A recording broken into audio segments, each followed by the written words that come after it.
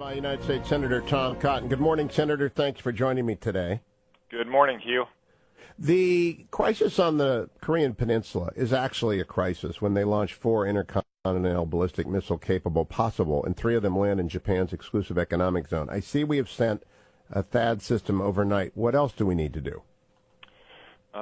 Hugh, I've been advocating for the longest time to send that THAAD missile defense system on the most expedited basis possible. That's to South Korea. We should also discuss with Japan whether it would be appropriate to place another missile defense system there. It's a good sign that China, a couple of weeks ago now, cut off coal imports from North Korea, apparently in response to North Korea's nuclear test as well as its assassination of Kim Jong-un's brother. But ultimately, we need to take more aggressive and quicker steps to defend our people and our territory from the threat of a ballistic missile with a nuclear warhead on it. That means more investments in strategic missile defense systems. This is something the Obama administration slowed down significantly over the last 8 years, and that we can't afford to delay any longer. Now, Senator Cotton, there is a line of ships, cruisers equipped with missile defense system. I always mispronounce it. I call it Aegis, and other people say Aegis, but whatever it is, that we need to have more of. I talked to Mick Mulvaney yesterday, and while he's got this $54 billion increase coming and defended quite forcefully the president's budget, which will go up next week, and he said a supplemental will kind of accompany the extended funding for the rest of the year. It didn't make a lot of sense to me, but do you think this changes the calculation? Because he worried out loud that the military is not ready to absorb the kind of money that you and Senator McCain are urging it be given. Well, I know the president is focused on the threat that North Korea poses. They are producing multiple new nuclear warheads per year, and the pace of their missile testing has accelerated significantly since Kim Jong-un took office. These are things on which the president is very focused, I can tell your audience. And one of our first and highest priority needs to be expanding our missile defense system, whether it's the strategic ballistic missile defenses we have protecting our territory on the continental United States, or some of these ship-based or theater-based systems like South Korea is receiving right now. In the long run, Hugh, you've made the case repeatedly and persuasively why we need to do things like get to a 350-ship Navy or get back to 540,000 troops in our Army.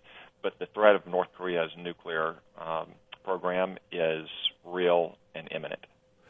Back in 94 when the deal was first struck, I had a friend involved in that. Dan Poneman was with then CIA or then National Security Council Deputy Robert Gates negotiating that deal. And they all said you can't contain North Korea. You just rent them.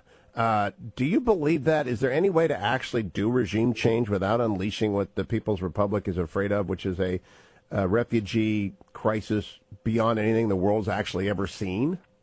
Well, ultimately, the United States and our allies in the region can't be safe when a man like Kim Jong-un is in power and in control of a growing nuclear arsenal with longer-range ballistic missiles. And ultimately, I think China, the world's second largest economy and one of its most advanced militaries after the United States, and the United States, if we put our minds together on it, could handle the collapse of the Kim regime.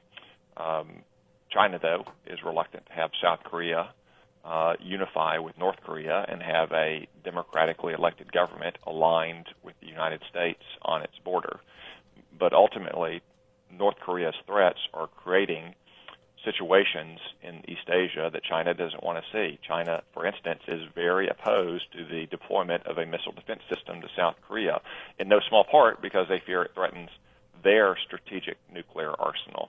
Well, are they opposed to the THAAD? Do they think the THAAD is a provocative gesture? Very, very much so, and that's one reason why the Obama administration delayed the delivery of the THAAD missile defense system is because of Chinese sensitivities.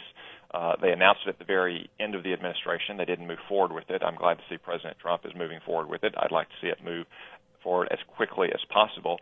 China has to realize that if they don't do more to rein in the threat of Kim Jong-un and the nuclear arsenal in North Korea, that things like that are going to happen. we are going to deploy missile defense systems to South Korea and perhaps even Japan. We might expand our naval presence in the East China Sea and the Sea of Japan to counteract that missile threat. You're going to see allies, our allies that have some historic tensions, like South Korea and Japan, work through more of those tensions as they counteract the North Korean threat, which ultimately, when those countries are becoming closer partners, is not good for China. All these things have second-order effects on China's interest in the region. They need to realize that in the end, those are more consequential than having a peaceful South Korean government that ultimately unifies the Korean Peninsula. Senator Tom Cotton, thank you for focusing our attention on the most critical story of the day, week, month, and year, which is nuclear proliferation on the Korean Peninsula. I appreciate it, Senator. Don't go anywhere, America. Congressman Kevin Brady.